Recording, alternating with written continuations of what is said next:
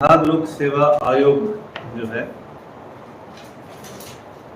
ये constitutional body है जो आपका इम्तहान लेता है और इस सेवा में जाके आपको अभी के बिहार के सिस्टम में सबसे अच्छा जो पोस्ट होता है वो है एसडीएम का, है ना। पहले के ज़माने में डिप्टी कलेक्टर कहलाते थे तो बीडीओ से शुरू होते थे और 53वीं से 55वीं के दरमियान आरडीओ का पोस्ट अलग हो गया। एसडीएम पोस्ट होता है एसडीएम का, है ना। जब आप अपॉइंटमेंट होता है, जैसे आप आईएएस बनते हैं तो पहला पोस्टिंग एसडीओ का होता है ना। आईपीएस बनते हैं तो आपका डीएसपी से पोस्टिंग होता है। जिस पोस्ट पर आप जाते हैं उसके नीचे जो लोग भी आपको देखना है, जिन लोगों को, उसका अनुभव आपको दिलवाया जाता है। जैसे डीएसपी होइएगा तो पहली पोस्टिंग थाने में होगी। अभी वाले जो नए लोग निकल के आए हैं वो लोग थाने के इंचार्ज थे, है ना। तो अभी यहाँ कहने का मतलब है कि नौकरी के हिसाब से नंबर 1 नौकरी है एसडीएम का। विशेषकर जब से आरडीओ और रेवेन्यू ऑफिसर का पोस्ट अलग हो गया है ना। पहले यूपी में एसडीएम लोग हुआ करते थे और टॉप पोस्ट होता था, तो वहाँ के एसडीएम चीफ सेक्रेटरी तक बने, यानी आईएएस तक प्रमोशन हो जाता है। लेकिन किसी भी स्टेट में जितना पोस्ट आईएएस को मान लीजिए 10 पोस्ट है हर साल, तो 5 डायरेक्ट से आता है, 5 प्रमोट होके जाता है। लेकिन अगर यहाँ से 80 एसडीएम बनिएगा तो एक साल में तो उससे 5 ही आदमी ना आईएएस बनिएगा, इसलिए थोड़ा दिक्कत होता है। लेकिन यूपी में थोड़ा ज़्यादा एवेन्यूज रहा। बिहार में अभी तक कोई बिहार कैडर का आदमी चीफ सेक्रेटरी तक नहीं गया, वहाँ चले जाते थे लोग, है ना। फिर यहाँ डीएसपी बनिएगा तो आप 20 साल के रेंज में आईपीएस से आपको कैडर मिल जाता है। फिर एसपी भी बनते हैं और एडीजी और आईजी तक जाके बिहार कैडर से आप रिटायर कीजिए, आईपीएस हो जाइएगा। लेकिन एसडीएम में हर आदमी आईएएस बन जाए जरूरी नहीं, तो एक सपना वहाँ पूरा होता है फिर भी। तो दूसरा नंबर जो बीपीएससी के इम्तहान के बारे में ट्रेडिशनल आउटलुक अभी खत्म है। हम बार बार जो बच्चों से कहना चाहते हैं, जो लोग कभी किसी चीज़ की हवा चलती है लोगों को समझ में नहीं आता है, जैसे अभी भी जो पिछला बीपीएससी का फाइनल रिजल्ट आया है उसमें टॉप 10 में 8 टेक्निकल। पिछले 2 इम्तहानों में टॉप 10 सब बीटेक है। यूपीएससी में 73% के आसपास टेक्निकल बैकग्राउंड के लोग आ गए, 73, है ना।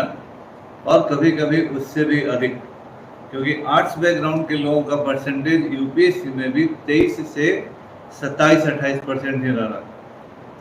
यूपीएससी के इम्तहान के मॉडल में जो भी परिवर्तन हुआ है वो टेक्निकल लोगों को रोकने के लिए होता है, क्योंकि जो आईआईटी करते हैं, सरकार के पैसा से जो आईआईटी करते हैं वो सरकार को ट्रिपल लॉस करवाते हैं। एक तो अगर आपको यूपीएससी जाना है तो आईआईटी करके, कोई केवल आईआईटी में रहना था उसका आपने रास्ता रोक दिया। आईआईटी हो के आप देश के टेक्निकल विकास में बड़ा योगदान कर सकते थे, क्योंकि आईआईटी भारत में टेक्निकल का सबसे अच्छा चीज़ है, आप उसको भी छोड़ दिए तो इंडिया का लॉस वहाँ भी हुआ, रेवेन्यू का लॉस हुआ, क्योंकि आपने सरकार के पैसे पर आईआईटी में पढ़ाई किया।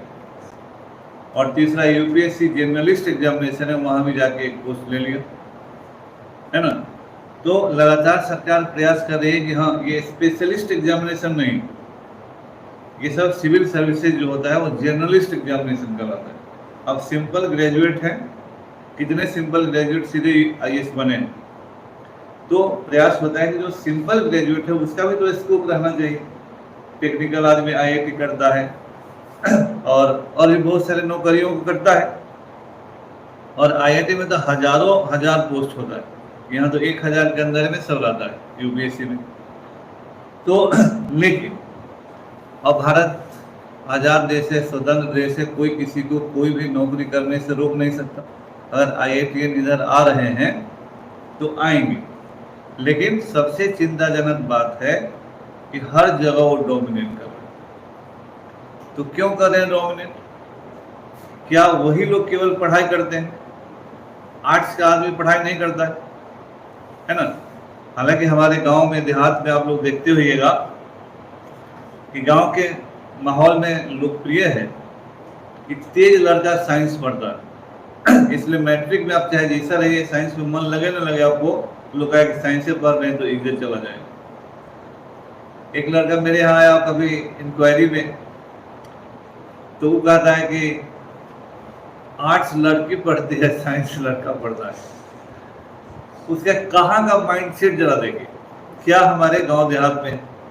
तो इस तरह का जो माहौल है, लेकिन एक बात मानना होगा कि जो बीटेक डोनेशन पर भी करेगा वह 12 सेमेस्टर पढ़ेगा, उसको पढ़कर ही इम्तिहान पास करना है। और जो IITian है तो वो best education of this country प्राप्त करता है। जब आपको उससे मुकाबला करना है, जब वहां जाना है, तो उसके बराबरी में आना चाहिएगा ना, आना होगा आपको। भारत अभी हमको किसी से युद्ध नहीं होता, फिर भी हम राफेल क्यों खरीदते हैं, या फिर क्यों नया हथियार खरीदते हैं, क्यों मिसाइल हम बनाते रहते हैं? क्योंकि ऑलवेज दूसरे के कंपटीशन में बराबरी पर खड़ा होने आपको जरूरी है, नहीं तो अगल बगल में जो भी लोग हैं आपको देख लेंगे। तो जब हम जिस प्रतियोगी परीक्षा में शामिल होने जा रहे हैं, उसमें जो लोग शामिल हो रहे हैं, तो IITian शामिल होते हैं, MBBS के लोग शामिल होते हैं, JNU, DU और देश के सबसे अच्छे विश्वविद्यालयों में पढ़े हुए लोग शामिल होते हैं। जरूर है कि आपको IIT नहीं करना है, इसमें IIT का विषय नहीं हो ऐसा। साइंस टेक है तो साइंस टेक ऐसा नहीं टेक्निकल आदमी करेगा, आर्ट्स का भी आदमी करेगा, लेकिन पढ़ने का एक हैबिट होता है। IIT के स्कूल कॉलेजेज में 9 to 5 डेली पढ़ाई होता है और उनको पढ़ने की आदत डाल दी जाती है। तो 4 साल वो पढ़ते हैं जिस तरह से, उसके मुकाबले आप क्या करते हैं? स्कूल में पढ़ाई, कॉलेज की पढ़ाई किस लेवल का है? लेवल होता है, तो जो लेवल उसका चला गया है वो भी जनरलिस्ट एग्जामिनेशन में आ रहा है, तो जनरल सब्जेक्ट में भी आपका लेवल उसके बराबर होना चाहिए ना। अब सीधे निकला कि स्नातक के ऊपर कोई आदमी फार्म भर दो, आपको लगे स्नातक नहीं, पहले फॉर्म निकलता था कि हाँ स्नातक 5 विद्यार्थियों के लिए सुनहरा अवसर, तो फार्म भर दिए। UPSC का फार्म 12 लाख आदमी भरता, BPSC का फार्म 6 लाख के आदमी, एक बार बड़ा बच्चा बड़ा 6 लाख के आसपास भर दिए। 2 लाख, 2.5 लाख, 3 लाख जनरल होता है BPSC में फॉर्म भरने का। तो केवल विज्ञापन निकला, आपने फॉर्म भर दिया और इम्तिहान देने चले गए, दे कर आए, नहीं हुआ तो बोले बेईमानी हो गया, ऐसे हो गया वैसे हो गया। पास करने वाला आदमी इंग्लैंड अमेरिका से नहीं आता, यही इसी लोगों के बीच से पास करने वाले लोग होते हैं। BPSC में 2 ट्रेंड बढ़ा है, UPSC में फेल लोग पास कर रहे हैं और टेक्निकल लोग पास कर रहे हैं, और जो इस चीज को समझता है कुछ वो लोग भी पास कर रहे हैं। तो हमारा देखना होगा कि हम उस कंपटीशन में कैसे जाएं। कोई आदमी वनडे में बहुत बढ़िया खेलता है, टेस्ट मैच में जाके फेल कर जा रहा है। युवराज सिंह कैसे अच्छे प्लेयर थे, टेस्ट मैच में सफल नहीं हुए। सुरेश रैना टेस्ट मैच में सफल नहीं हुए। तो अभी सूरज कुमार यादव वनडे में फेल कर जा रहा है, T20 में इतना अच्छा करता है। तो आप इम्तिहान की प्रकृतियों को समझना होगा और उसके अनुसार अपनी पढ़ाई को लाना होगा। आप BPSC में 30 नंबर का करंट अफेयर्स आ रहा है, ज़्यादातर लोगों के फेल करने का एरिया वो 30 नंबर है, क्योंकि अभी भी आपका आदत है 1 लाइनर पढ़ने का। एक लाइन वाला आप करंट अफेयर्स पढ़ते हैं और इम्तिहान में जाते हैं और कहते हैं कि 5 को बना, 4 को बना। GS का इम्तिहान, मास्टर का भी इम्तिहान हुआ जो पहला वाला, तो लोग बोले कि BPSC लेवल का सवाल पूछ दिए, बीपीएससी में कह रहे हैं कि यूपीएससी के लेवल का सवाल पूछ दिया। अरे लेवल जो ग्रेजुएशन की डिग्री बीपीएससी मांग रहा है वही ग्रेजुएशन की डिग्री यूपीएससी मांग रहा है। यूपीएससी बीपीएससी में कहीं नहीं कहा कि हाँ लॉलीपॉप सवाल आपसे जा रहे हैं पूछने। आपने अपने पढ़ाई के तरीके को नहीं बदला है। यूपीएससी को एक बार मेंस इंटरव्यू देता है तो उसकी तैयारी का लेवल एक हो जाता है, उस लेवल पर भी तो आप जाइएगा ना। तो आप प्रतियोगी परीक्षा का जो मैगजीन आता है वो पढ़ लेते हैं, आप जनरल किताब बीपीएससी गेट पर कोई पढ़ा देता है उसको पढ़ लेते हैं। तो आपने अपना लेवल बढ़ाया ही नहीं और उसके बाद कुछ ना होगा तो बीपीएससी गेट पर प्रदर्शन करने चले जाते हैं। हम इस बात में किसी का विरोध नहीं करेंगे, प्रदर्शन करने जाना चाहिए नहीं जाना चाहिए, लेकिन पास करने वाला आदमी कोई चोरी करके ही सब आदमी पास नहीं करता, सब आदमी बेईमानी ही नहीं करता। बीपीएससी में बेईमानी होता है नहीं होता है हम नहीं जानते, इस पर ही हम नहीं बोलते, लेकिन जो पास कर रहा है वो भी तो सब आदमी जेन्युइन नहीं है, या आप कैसे बोलेंगे? आप फेल क्यों कर रहे हैं? आप अपने चीजों को आकलन कीजिए। बिहार में पिछले 4-5 वर्षों से विशेषकर पोस्ट कोरोना या कोरोना के दरमियान यूट्यूबर का एक बाढ़ आया है, वन लाइनर लोगों को पढ़ाने का बाढ़ आया है। मैं किसी भी टीचर पर कोई व्यक्तिगत हस्तक्षेप या मतलब नहीं बोल रहा हूँ, लेकिन मैथ का टीचर इतिहास पढ़ा देता है, इतिहास का टीचर रीजनिंग पढ़ा देता है, इकोनॉमिक्स का टीचर बायोलॉजी पढ़ा देता है, बायोलॉजी का टीचर संविधान पढ़ा दे रहा है। तो ऑनलाइन में और एक एक क्वेश्चन वाइज पढ़ के आप समझते हैं कि हम IITs का मुकाबला कर लें, DU और JNU में पढ़े हुए लोगों का मुकाबला कर ले, ये संभव नहीं। जब तक बेसिक्स नहीं क्लियर होगा तब तक आज के समय में सिविल सेवा का कोई इम्तहान नहीं क्लियर कीजिएगा। सिविल सेवा क्वेश्चन वाइज पढ़ने का एग्जामिनेशन नहीं है। यूट्यूबर क्या करते हैं, क्वेश्चन इस पर क्वेश्चन आ गया, हम मोहनदास करमचंद गांधी बाल गंगाधर तिलक उनके बारे में दो बात पता है, बोला उत्तर ये। अरे ऐसा ऐसा टीचर पढ़ाता है इतिहास जिसको ये नहीं पता है कि हाँ रास बिहारी घोष और रास बिहारी बोस भी ज्ञान कर, और उसका फॉलोइंग 10 लाख है, 20 लाख फॉलोइंग। जिसको अमेरिका के राष्ट्रपति के चुनाव का तरीका नहीं पता है उसका 50 लाख फॉलोइंग है, जो सबसे पॉपुलर टीचर है ना यूट्यूबर है। तो ऐसे यूट्यूब जो है उसके माध्यम से वही पास कर सकता है जिसका बेसिक क्लियर है, और सब झूठ बोलता है। जो भी आदमी है आजकल 5 लाख और 2 लाख पर तो अपना फोटो बेचते हैं जो IAS टॉप करते हैं, और वो लोग दूसरे का मार्गदर्शन करते हैं, जिसकी पहले शुरुआतें झूठ से हो रही है। सेंट्रल कंज्यूमर अथॉरिटी ने जब लोगों पर केस किया है तो लोगों को समझ में आ रहा है। इंटरव्यू में कहा था कि हम कहीं नहीं पढ़े, और 10 दिन के बाद 15 अखबार में उसका फोटो आता है। तो जिसकी बुनियाद झूठ है वही लोगों को गाइड करता है, तो उसको लगता है कि वो सबसे बड़ा गाइड वही है। तो ऐसे लोग भी जो एवरेज बिहार का बच्चा है उसको मिसगाइड करते हैं। ये एक बात है, करना ना करना लोगों का काम है। देखिए यूट्यूब जो योग्य लोग पढ़ाते हैं उनसे कुछ फायदा होता है, और किसी भी हालत में यूट्यूब खाना में चटनी और अचार है, वह पूरा खाना नहीं है। बेसिक टेक्स्ट बुक जो नहीं पढ़ेगा वो सिविल सेवा नहीं पास करेगा। कोई भी जो कहता है कि हम यूट्यूब से पढ़ गए वो झूठ बोल रहा है। वो बेसिक टेक्स्ट पढ़ता है, उसके बाद यूट्यूब देखकर कुछ हेल्प लेता है, और यूट्यूब उन्हीं लोगों का फायदेमंद होगा जो स्वयं नॉलेजेबल है, और जो बहुत नॉलेजेबल है वो सब आदमी यूट्यूब पर नहीं आता है ना। अब मजबूरी है कि यूट्यूब पर आना है, तो हम लोग धीरे धीरे आ रहे हैं, पहले तो नहीं आते थे, नहीं आना। तो मेरा कहना है कि बेसिक्स जब तक क्लियर नहीं है तब तक कोई इम्तिहान अभी पास नहीं कीजिएगा, है ना। अभी हम सिलेबस बताते हैं, उसके साथ फिर हम बताएंगे। देखिए सिलेबस का जो पहला दौर है वो प्रीलिम्स का है। प्रीलिम्स में आपको 150 सवाल आता है, 150 नंबर का एक सवाल 1 नंबर का, और इसमें 0.25 निगेटिव मार्किंग इंट्रोड्यूस है ना। तो 0.25 जो निगेटिव मार्किंग है इसने अब रिजल्ट को पॉइंट्स में ला दिया है ना।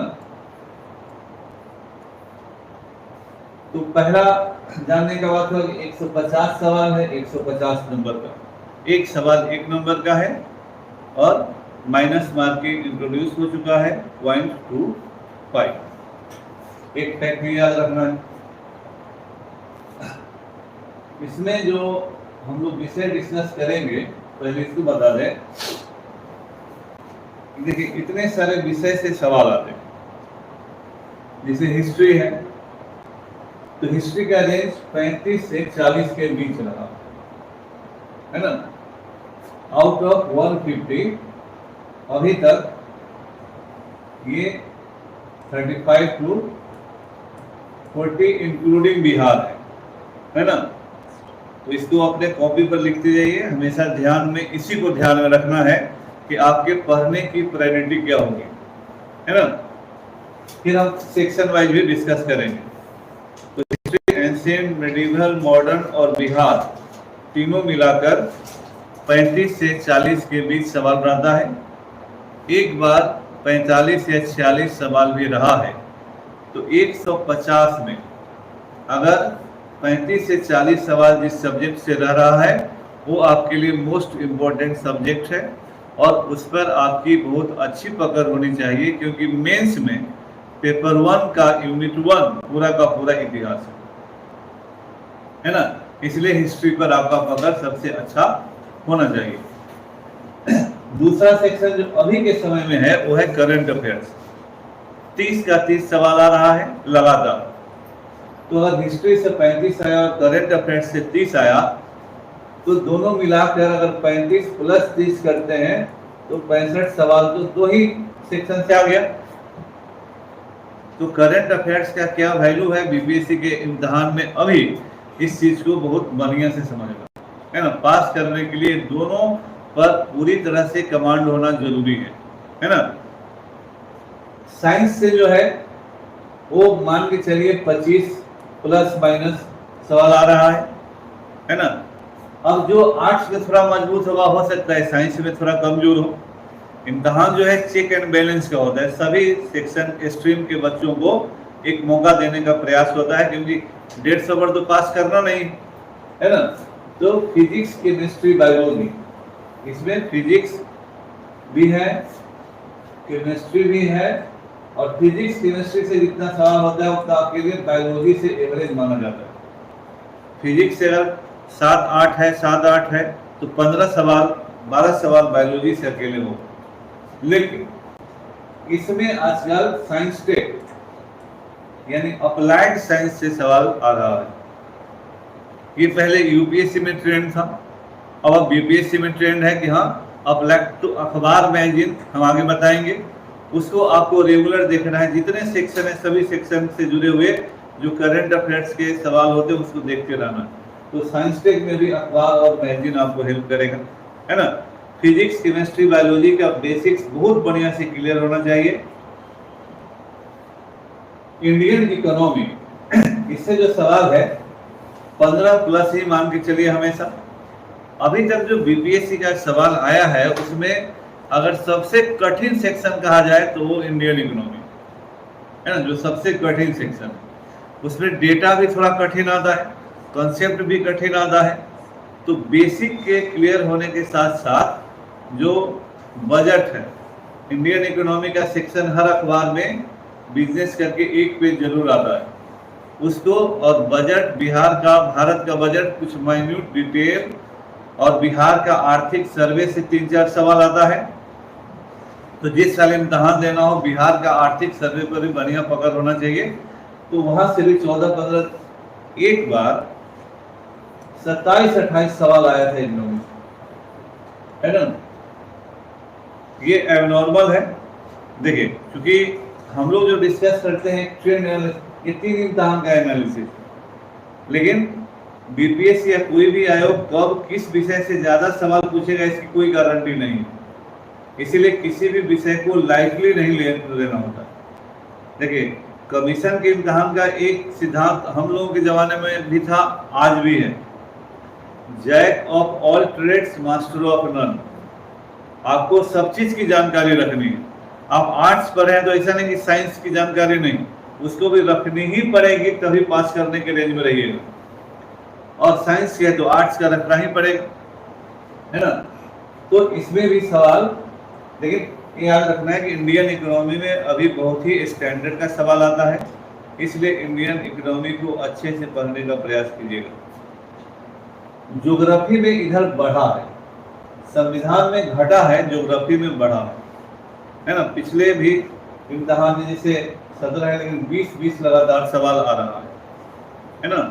तो ये ज्योग्राफी पर अच्छा सा पकड़ होना चाहिए बैलेंस होने के लिए, क्योंकि मेंस में भी पेपर 2 का सेक्शन 2 जो है आधा ज्योग्राफी का सेक्शन होता है मेंस में भी।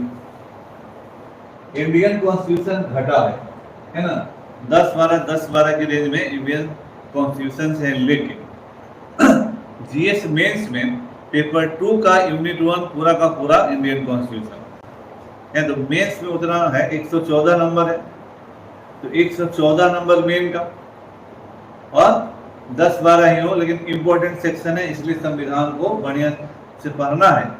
संविधान ही ऐसा सेक्शन है जिसको बढ़िया से अगर कोई पढ़ ले तो अगर 12 सवाल आए तो 12 का जवाब दे सकते हैं, है ना। आईक्यू जो है मैथमेटिकल रीजनिंग है, 10 का 10 इसका कोटा फिक्स्ड है।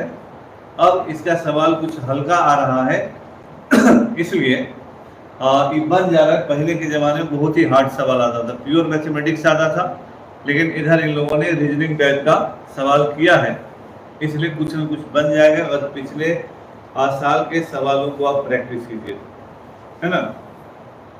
ये आपका ट्रेंड होना चाहिए, ये एक आइडिया बना रखना है कि हाँ सवाल इस विषय से इतना आता है, एक दिमाग में आइडिया सेट रहे।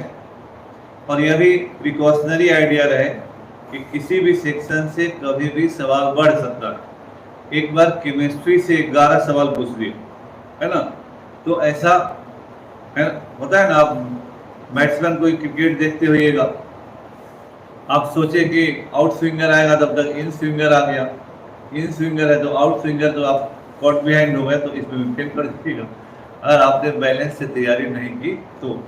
इसीलिए ये ट्रेंड एनालिसिस जरूर है, लेकिन जितने विषय हैं उन पर पहले अच्छे से पकड़ कर लीजिए।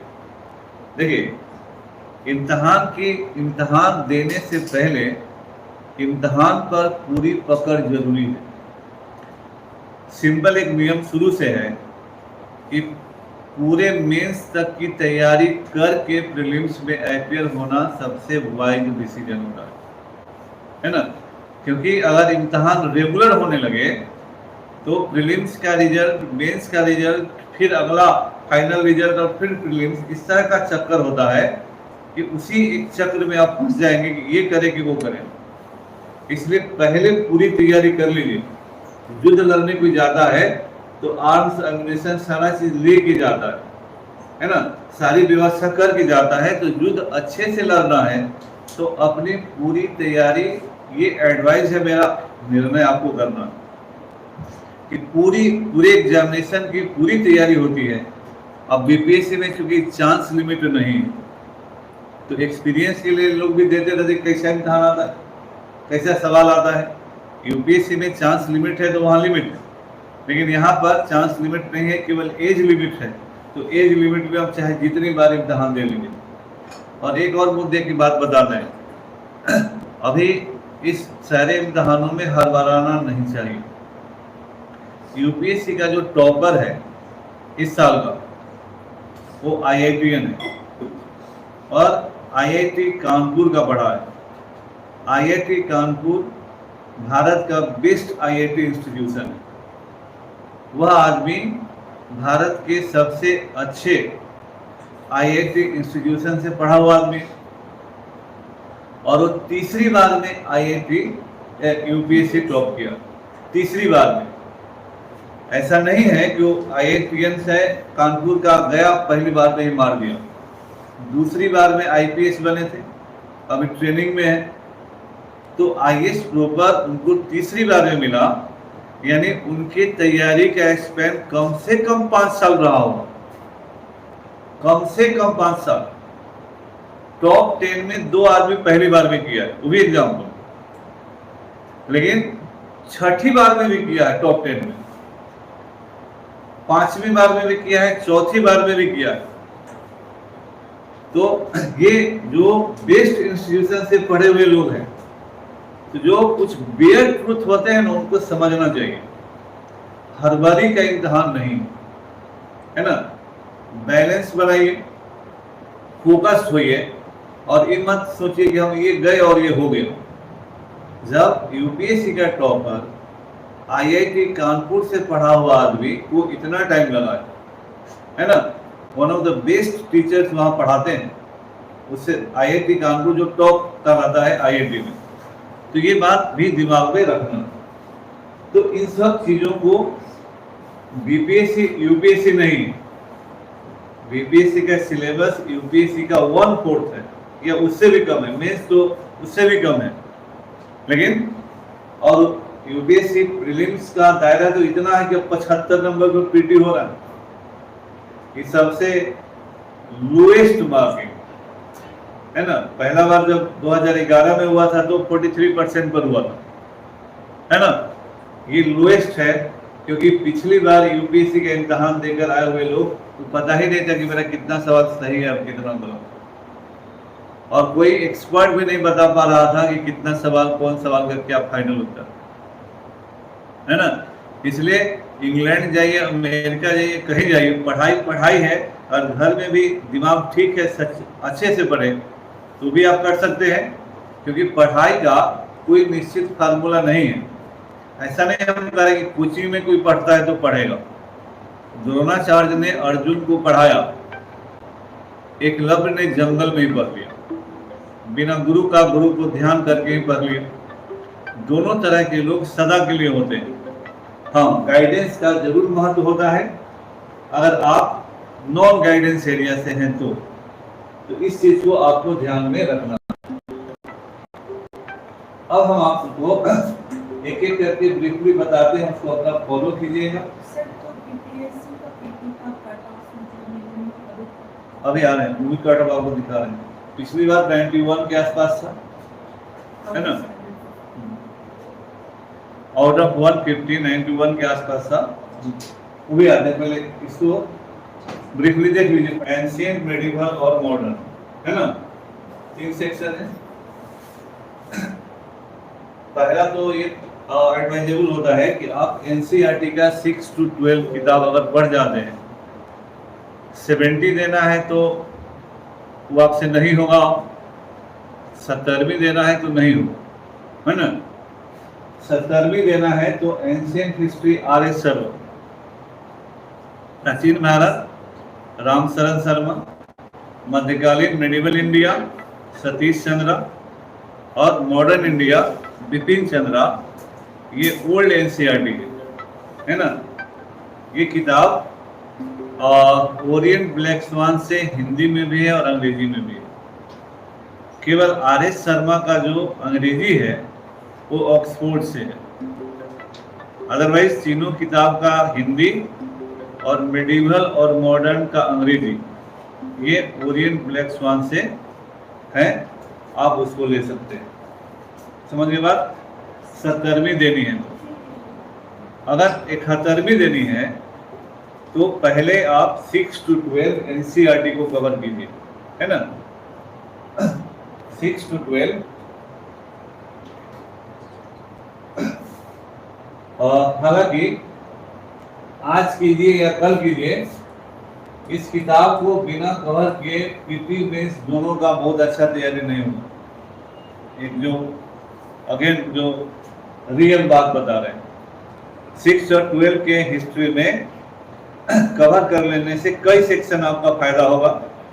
इतिहास कल्चर तो फायदा होगा ही, आईआर का बहुत बड़ा सेक्शन कवर होगा, और बीपीएससी का पेपर 1 का यूनिट 2 आईआर है, उसमें नेशनल इंटरनेशनल सभी घटनाओं का उसमें है, और वो आपको बहुत काम करेगा अगर ये किताब कवर करते हैं। जल्दीबाजी देना है तो इसको आप कवर कीजिए।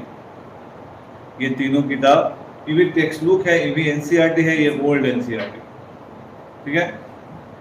इसके लिए बिहार के लिए जो किताब है, बिहार के इतिहास पर कोई वैसी किताब बहुत बढ़िया नहीं है, मतलब अंग्रेजी में तो नहीं है कोई किताब वैसी। अब देखिएगा बाजार में अगर कोई मिले, आजकल हम बाजार जाते नहीं, तो एक मेरी किताब बहुत पहले लिखी हुई थी, 2000 के आसपास ही, 2001 या 2000 में, उपकार प्रकाशन से है, बिहार का इतिहास और संस्कृति, है ना। बाद में मेरे ही किताब को सब आदमी कॉपी कर लिया, तो वही ओरिजिनल एक किताब हम लिखे थे, बिहार का इतिहास और संस्कृति, उस सेक्शन को किताब है, उसको आप देख सकते हैं, है ना। हिस्ट्री में ये कीजिएगा,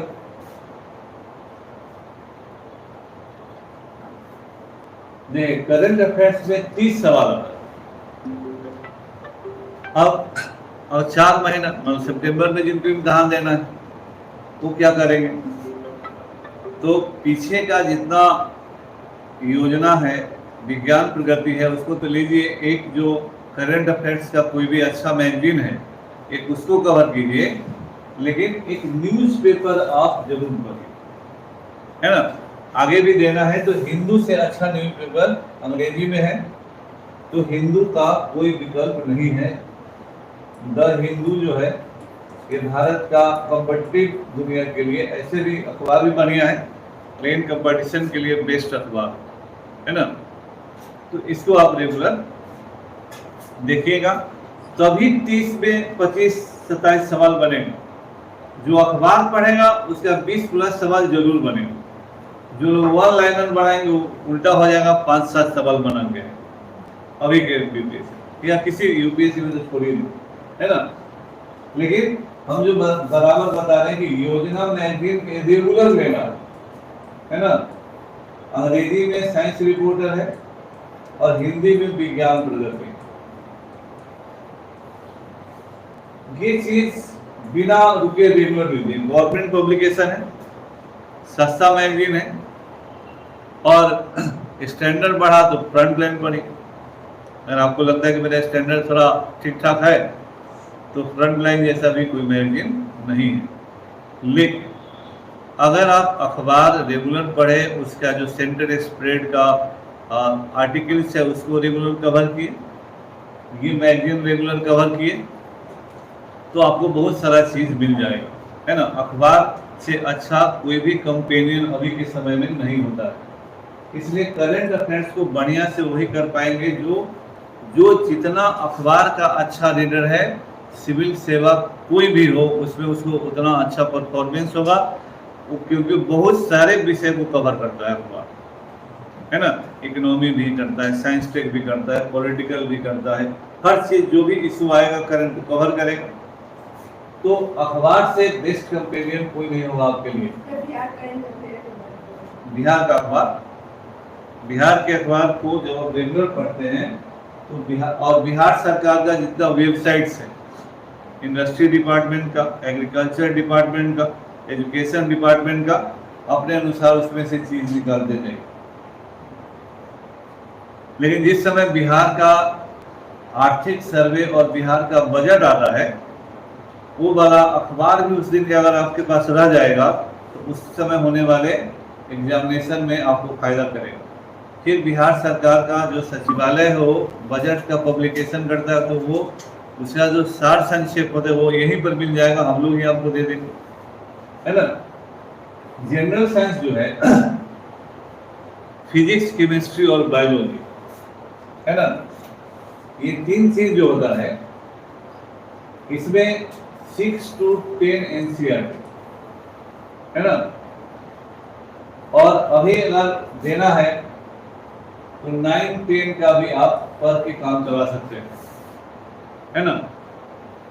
लेकिन साइंस में फिजिक्स के में पहला प्रोपोर्शन बता दिया कि फिजिक्स, केमिस्ट्री, बायोलॉजी का तीनों का अगर आप देखिएगा तो जितना फिजिक्स और केमिस्ट्री से मिलाकर आएगा उतना बायोलॉजी से अकेले सवाल आएगा। फिर बायोलॉजी में ह्यूमन फिजियोलॉजी से ज़्यादा सवाल आएगा। फिर साइंस से रिलेटेड जितनी भी रिसर्च से, जितने भी नए खोज कुछ भी हुआ, वो सब अखबार या आपके साइंस रिपोर्टर में मिलेगा। वही साइंस टेक का हिस्सा हो जाता है। कोई भी उपग्रह का प्रक्षेपण हुआ, मिसाइल का बनना हुआ, कोई रोग हो गया, कोई टीका का ही आविष्कार हुआ, ये सारा चीज आजकल इम्तिहान का हिस्सा हुआ। यही साइंटिफिक कहलाता है। When theory is applied, it is scientific। तो आप अखबार और साइंस रिपोर्टर विज्ञान प्रगति का जितना अच्छा रीडर होइएगा, तो बेसिक्स किताब क्लियर कीजिए और अखबार और मैगजीन से उसको सप्लीमेंट कीजिए। इतना सामंजस्य बनाए रहिए। और लेकिन सभी सेक्शन में प्रीवियस ईयर के क्वेश्चन, विशेषकर पिछले 3-4 साल का क्वेश्चन, क्योंकि ट्रेंड बदल रहा है तो बहुत पीछे जाने की जरूरत नहीं है।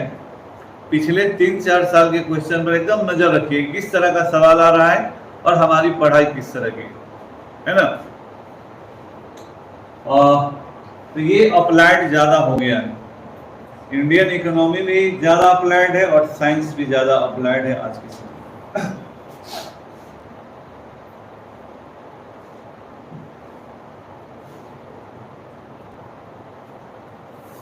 इंडियन इकोनॉमी जो है ये 15 प्लस माइनस में अभी मानकर चलिए। और जैसा अभी देखिएगा प्रीवियस ईयर का क्वेश्चन, इस सेक्शन में सबसे स्टैंडर्ड का सवाल होगा। जैसे इतिहास वगैरह में कभी कभी बहुत हल्का सवाल आ जाता है। अब जैसे मान लीजिए जो पेपर लीक हुआ था 69 के, किसका लीक हुआ था?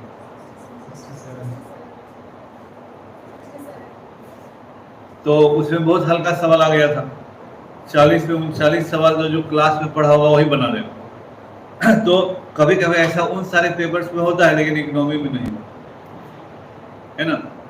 इसलिए इसका जितना बेसिक चीज है, अब जैसे कोई कहता है कि रुपए का डॉलर के मुकाबले वैल्यू गिर गया, है ना, तो क्यों 86 रुपया में $1 क्यों मिलता है? इस बात को समझना होगा, है ना। 1 रुपया में $1 क्यों नहीं? हम 86 रुपया देके $1 क्यों लेते हैं? शेयर बाजार कहता है कि इंडेक्स गया ऊपर, इंडेक्स गिर गया, क्यों होता है? इसमें है क्या, है ना। और बहुत सारी और सी बातें इन्वॉल्व होती है इकोनॉमी में, जो लोग रोज कहते हैं, डेली अखबारों में आता है, हर दिन शाम में बोले कि हाँ बॉम्बे स्टॉक एक्सचेंज इतने पर खुला, इतने पर बंद हो, इसका शेयर बहुत अच्छा गया, शेयर डूब गया। शेयर क्या होता है, इंडेक्स क्या होता है, ये सब चीज जब अखबारों में छपने वाले आर्थिक खबरें समझ में आने लगे, तब समझिए कि हमको इकोनॉमी आ रहा है। जब तक अखबार में छपी सभी खबरें समझ में नहीं आई, तब तक मानिए कि हमको समझ में नहीं आ रहा। इसलिए उतने सारे बेसिक कॉन्सेप्ट्स आपको पूरी तरह समझ में आना चाहिए। अब जैसे जो देश, मान लीजिए हमारा रुपया, तो हमारा तो खैर मान लीजिए 80, 85, 86 में थोड़ा उड़ रहा है, रुक रहा है। करंट जो हमारा अकाउंट है, हम अपने फुल कन्वर्टिबिलिटी अभी हम लोगों ने नहीं लिया है। फुल कन्वर्टिबिलिटी का मतलब होता है हर अकाउंट में कन्वर्टेबल हो हमारा पैसा, अभी भारत में वो नहीं है। लेकिन जो देश आर्थिक रूप से दिवालिया होता है, जैसे जब हम लोग एनसीईआरटी में ही पढ़े थे डिप्रेशन, जब किसी देश की मुद्रा 1 लाख रुपया में $1 मिले, तो वो जो इन्फ्लेशन का रेट हुआ वो किस कैटेगरी में गया, वो डिवैल्यूएशन किस कैटेगरी में गया। वैसी स्थिति में लोग नई मुद्रा चला देते हैं, क्योंकि पुरानी मुद्रा का वैल्यू खत्म हो गया। कहीं कहीं उसी में फोटो था ना कि गाड़ी बैल पर लाद के ले जा रहे हैं पैसा, और उधर से 2 लीटर दूध रहा है, ब्रेड खरीद के ला रहे हैं, है ना। तो ये चीजों को समझना होगा कि आखिर इकोनॉमी में ऐसा क्यों, है ना। फिर हम जो कहते हैं कि सरकार लोगों को 5 किलो अनाज देती है, इंस्टॉलमेंट पर सामान देती है, मनरेगा में रोजगार देती है, ये डाउनवर्ड पैसा क्यों देती है? क्या ये सारा पैसा वेस्ट है? लोग कहते हैं खैराती जा रहा है, सब ऐसा नहीं होता है ना। कोई भी इतना भारी मूर्ख नहीं होता है कि अपनी इकोनॉमी को कोलैप्स करवा लेगा। तो परचेजिंग कैपेसिटी जितनी अधिक बढ़ती है तो क्रय क्षमता बढ़ेगा, तभी ना जब हमारे पॉकेट में पैसा होगा। तो कभी कभी सरकार आपको खरीदने के लिए पैसा देती है, तो देना पैसा ऐसी तो रोजगार नहीं बांट देगी पैसा। रोजगार दिया, मनरेगा करो, 200 रुपया ले गया, तो वह 200 रुपया लेके बाजार में जाएगा, कुछ भी खरीदेगा तो बाजार दुकान का बिकेगा ना। दुकान में बिकेगा तो दुकान डिस्ट्रीब्यूटर के यहाँ जाएगा, डिस्ट्रीब्यूटर प्रोड्यूसर के यहाँ जाएगा, तो इकोनॉमी मूव कर जाती है। तो पैसा जब नीचे जाता है तो एक ब्रॉडर लेवल पे इकोनॉमी को मूव करवाता है ना। तो सभी केवल फेस वैल्यू पर नहीं होता है कि ऐसा हो गया तो ऐसा बर्बाद हो गया। कुछ बर्बादी होता है, डेमोक्रेसी है, लोकतंत्र है, वोट लेना है तो बर्बाद तो होगा ही, लेकिन सब कुछ वैसा ही नहीं होता। तो उन सारी चीजों को समझना। तो पुनः कह रहे हैं कि योजना आपका रेगुलर कंपेनियन होना चाहिए। आप पढ़े ना पढ़े, क्योंकि योजना पीटी से लेकर मेंस तक में फायदेमंद होता है। और योजना केवल इकोनॉमी में नहीं, करंट अफेयर्स में, साइंस टेक में और इकोनॉमी में, तीनों में फायदा करता है। ये ऐसा बैंक है। ज्योग्राफी जो है, कल ज्योग्राफी वाले सर आपके साथ रहेंगे। ज्योग्राफी अभी सबसे इम्पोर्टेंट, इससे 20 नंबर चला गया है, इंक्लूडिंग ज्योग्राफी ऑफ बिहार। तो एक अच्छी बात है कि ज्योग्राफी पढ़ाने वाले सर भी ऐसे हैं कि अगर आप बढ़िया से पढ़ लिए तो 20 में 18 सवाल लड़े, और अच्छे से आप पढ़ गए तो यहाँ पढ़ाने वाले 2-3 आदमी ही आपका बीपीएससी का पीटी पार करवा दें। रेगुलर और बढ़िया से क्लास कर लिए तो चूंकि वो भी बहुत एक्सपीरियंस आदमी है, 25 साल से पढ़ा रहे हैं, तो किताब लिस्ट तो भी बताएंगे, लेकिन हम जो बेसिक बताते हैं कि हम 14-15 के बदले अभी ज्योग्राफी में 20 सवाल का रेंज चला गया है। और geography, Indian geography, world geography, physical, है ना, इकोनॉमिक ज्योग्राफी, सभी ज्योग्राफी मिलाकर और बिहार का ज्योग्राफी मिलाकर, तो एक बहुत अच्छे टीचर आपको पढ़ा रहे हैं यहाँ पर, तो उसका ज्योग्राफी विषय का कोई प्रॉब्लम आपको नहीं होगा। सब ठीक है ना। तो ज्योग्राफी भी इम्पोर्टेंट सेक्शन है। जैसे मान लीजिए हम उधर बताएं कि हिस्ट्री, करंट अफेयर्स और ज्योग्राफी, 3 गो गिन लीजिए तो कितना हो गया, 65, 85 हो गया। 3 ही सेक्शन 85 पहुंचा दिया। और शेष आप थोड़ा भी मेहनत कीजिएगा, क्योंकि जिंदगी भर तो अपने बाबू माई का ही आप खाए पिए हैं, तो उनका भी कुछ योगदान दीजिए। और हम लोग इतना दिन में अगर इतना पहुंचाए तो उधर से कुछ अपना पहुंचाइए, पास कर जाइएगा, है ना।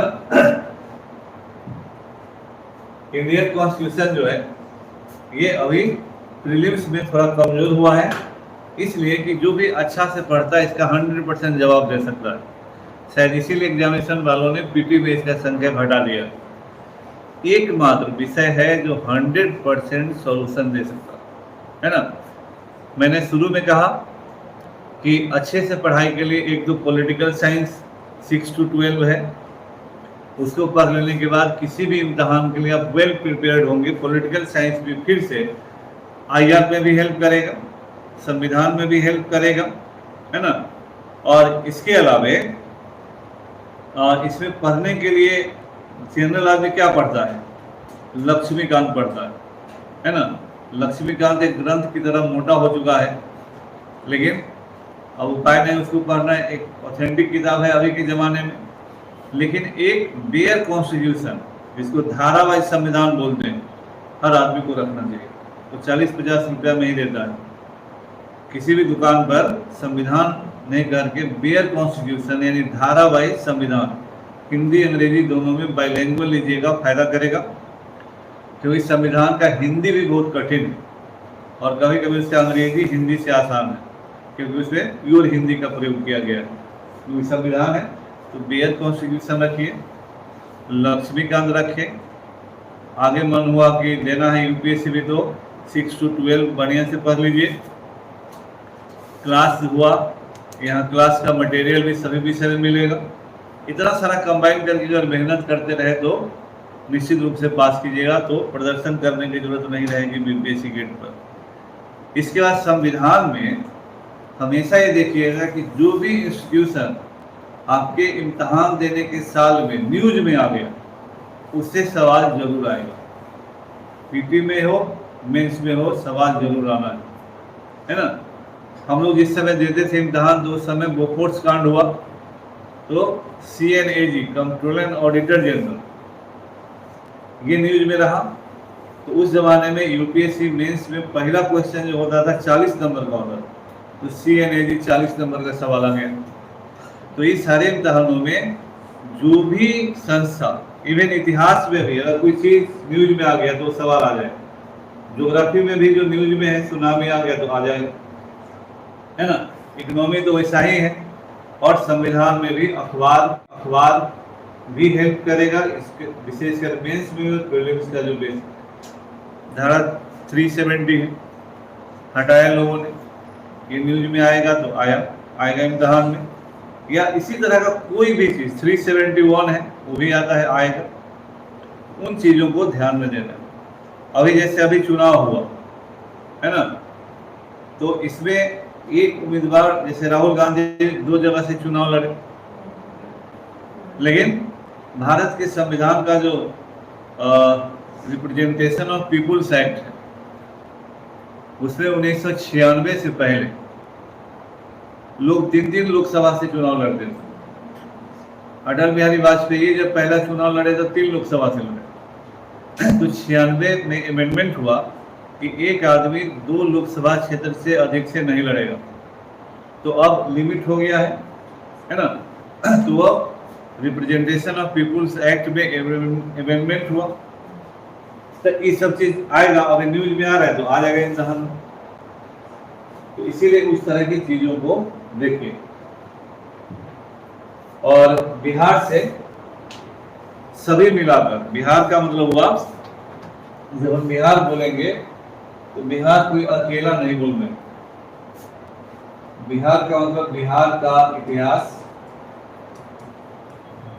बिहार का ज्योग्राफी, बिहार का इकोनॉमी, बिहार का करंट अफेयर्स और बिहार के कल्चरल एस्पेक्ट से जुड़ा हुआ सवाल, ये सब मिलाकर 25 सवाल के आसपास आ रहा है। अराउंड 25 क्वेश्चंस आपके इम्तिहान में आ रहा है। इसलिए इसके लिए बिहार एक बहुत, क्योंकि ये स्टेट है तो ये बहुत ही इम्पोर्टेंट सेक्शन है। ज्योग्राफी वाले सर ज्योग्राफी में पढ़ा देंगे आपको, इकोनॉमी वाले भी इकोनॉमी में पढ़ा देंगे, हिस्ट्री है वो किताबें है अपना ले लीजिएगा, क्योंकि मेंस में हिस्ट्री ही ज़्यादा रेलिवेंट है जो आपको पढ़ने की जरूरत होगी, है ना। तो इतना चीज आपको करना है। और मेंटल एबिलिटी तो 10 सवाल रेगुलर पूछ रहा है ना। जिसको नहीं आता है वो राम नाम, अब 2 माइनस मार्किंग हो गया, नहीं तो पहले लोग भगवान का नाम लेके मार देते। ठीक है, ये हमने बता दिया आपको। देखिए मेंस का हम कल बताएंगे, अभी आप जो पूछ रहे हैं जो बता देते हैं। देखिए 66वीं में 108 पर क्वालिफाई किया था, लेकिन उस समय भी जब लोगों ने पूछा था तो हमने कहा था कि ये एबनॉर्मल है ना, इसमें चोरी वोरी जरूरी हुआ होगा, हम ऐसे नहीं बोल रहे, लेकिन संभावना है, कोई देखा नहीं है। 108 एबनॉर्मल था, है ना, क्योंकि आगे के इम्तिहानों में बहुत तेजी से घटा, ये और भी एबनॉर्मल था। 67 113 गया, ये निश्चित रूप से सबसे एबनॉर्मल इम्तिहान नहीं था, क्योंकि 113 आउट ऑफ 150 ये हरकुलियन टास्क है, ये नॉर्मल चीज नहीं है। इसलिए इन दोनों इम्तिहान को उस तरह से मानकर नहीं चलना है। अब आइए, अब देखिए, अब यहाँ सीरीज है 91 आ गया। अब ये बैलेंस इम्तिहान हुआ ये, और अनरिजर्व फीमेल 84 हुआ, 84 हुआ। तो 6 एक 7 नंबर का फर्क हुआ। यहाँ पॉइंट में फर्क होना बहुत होता है। तो नीतीश कुमार जी ने एक काम बहुत बढ़िया किया, महिलाओं को आरक्षण दिया, और उसमें भी अगर EWS बना लिए, इकोनॉमिकली वीकर सेक्शन, तो क्वालिफाइंग लेके चला गया 87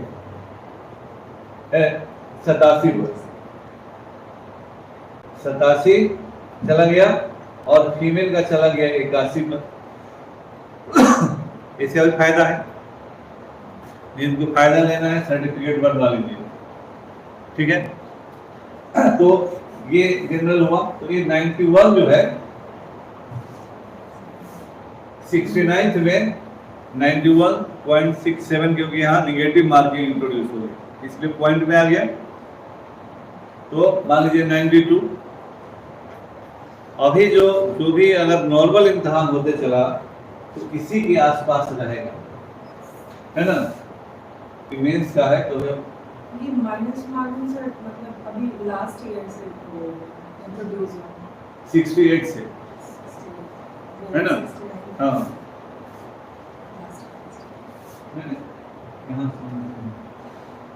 69 से, है ना। तो 90 के आसपास अगर, लेकिन टारगेट रखना है 90 से 100, और वो 100 बहुत मुश्किल नहीं है। देखिए अगर स्ट्रेटेजिक ग्रुप रहेगा तो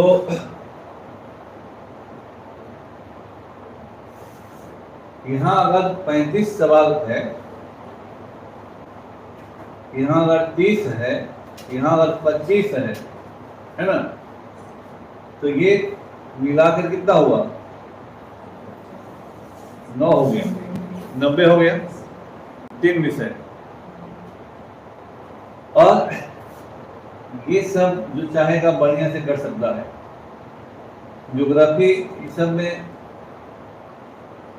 थोड़ा कीजिए। स्ट्रेटेजिक रूप से स्ट्रेटेजी यही होती है। पानीपत का जो पहला युद्ध हुआ तो उसमें इब्राहिम लोदी के पास 1 लाख सेना था, और बाबर के पास मैक्सिमम 25,000 की सेना थी।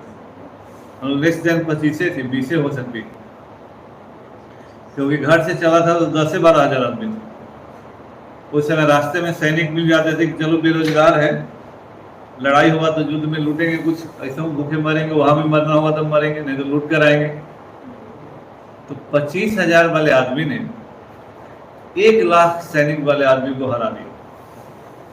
हराया ही नहीं, इब्राहिम लोदी युद्ध के मैदान में मरने वाला दिल्ली सल्तनत का पहला सुल्तान युद्ध के मैदान में ही मारा गया। तो ये सब स्ट्रेटेजी का परिणाम था कि वो वहां पर जीत गया उतने कम संसाधनों में। और बाबर कोई बगल से नहीं आया था, काबुल से आया। इसीलिए जब लोग कहते हैं कि मोहम्मद गोरी ने हरा दिया, महमूद गजनबी ने हरा दिया, तो वो हजारों मील से आके आपको हरा रहा था। आप भजन गा रहे थे, आप भी योद्धा थे, आपको भी लड़ना था, तो उतना दूर से आके आपको हरा रहा है, तो उसके योग्यता को आप एप्रिशिएट कीजिए और अपनी कमियों पर शर्म कीजिए, है ना। ये रोने का चीज नहीं कि हमको हरा दिए। अरे आप हारे क्यों, आप लड़े क्यों नहीं, आपको कौन रोका था, है ना। तो इसलिए एग्जामिनेशन भी एक युद्ध की तरह होता है। जो सही स्ट्रेटजी बनाएगा, अब हम पाकिस्तान से युद्ध लड़ने गांव में मिलने वाले कट्टा का बंदूक लेके नहीं ना जाएंगे, वहां जाना होगा उसी के अनुरूप हथियार लेके। मच्छर को तलवार से मारेंगे तो हमारे जैसा मूर्ख कौन होगा, और शेर को मारने जाएंगे लाठी से तो हमारे जैसा मूर्ख कौन होगा। तो यूपीएससी के इम्तिहान में भी जीएस होता है, बीपीएससी के इम्तिहान में भी जीएस होता है, और सिपाही के इम्तिहान में भी जीएस होता है। तो हमारे यहाँ क्या ट्रेंड है, आप लोग बहुत तेज बनते हैं, बच्चा लोग का तेज बनने में कोई सानी नहीं है। हम लोग ये देखे, इतना देखते देखते इतना उम्र हो गया, आप वहां भी पढ़ने जा रहे हैं। सिपाही का एक के साथ पढ़ाई होता है, दरोगा का एक के साथ, एसएससी का, रेलवे का, बीपीएससी का और यूपीएससी का, है ना। 1000 के भीड़ में सभी तरह की जनता समान रूप से आनंदित होती है और वो कहती है कि हम जीएस पढ़ के आ गए, और इम्तिहान में ना हुआ बीपीएससी में तो बोले कि चोरी हो गई, बेईमानी हो गया, है ना। तो व्यक्ति कहेगी मुखिया बेईमान है, तो मुखिया को वोट देते समय 1000 रुपया और एक बोतल शराब पीजिएगा तो जो इन्वेस्टमेंट के लाएगा कहाँ से, है ना। तो इसलिए अगर यूट्यूबर अच्छे अच्छे टीचर को पैसा दे देगा तो फिर 2 रुपया 5 रुपया में कैसे आप इनरोल होइए। तो सबका अपना अपना गणित होता है। इसीलिए कभी भी स्टैंडर्ड लड़ाई स्टैंडर्ड तरीके से ही लड़ी जाती है। इसलिए टेक्स्ट बुक ही एकमात्र तरीका होता है यूपीएससी और बीपीएससी की पढ़ाई का। कोई भी गाइड अंतिम रिजॉर्ट होता है, गाइड केवल सप्लीमेंट्री होता है। केवल गाइड ही अगर पास करवा देता किसी को तो रामायण महाभारत की तरह लोग बैठकर गाइड को ही रट्टा मार जाते, है ना। इस देश में ऐसे लोगों की कमी नहीं है। हमारे देश में द्विवेदी, त्रिवेदी, चतुर्वेदी इस तरह के लोग हुए हैं ना, जो 2 वेद पढ़ा द्विवेदी हुए, 3 वेद याद कर गया त्रिवेदी, 4 वेद याद किया चतुर्वेदी। तो ऐसे लोगों की कमी नहीं है जो एक किताब को रट्टा मार जाए और इम्तिहान में पास कर जाए। इसीलिए आज का इम्तिहान बुद्धि दिमाग को खोल कर रखने का है। इस सब चीज़ को उसी तरह से पढ़िए जैसे एक तपस्या होती है। किसी भी चीज़ को अगर पूरे फोकस और तपस्या के साथ करते हैं तो उसमें सफल होइएगा। ये एक निश्चित फार्मूला होता है। इसलिए इस चीज़ को आप लोग फॉलो कीजिए।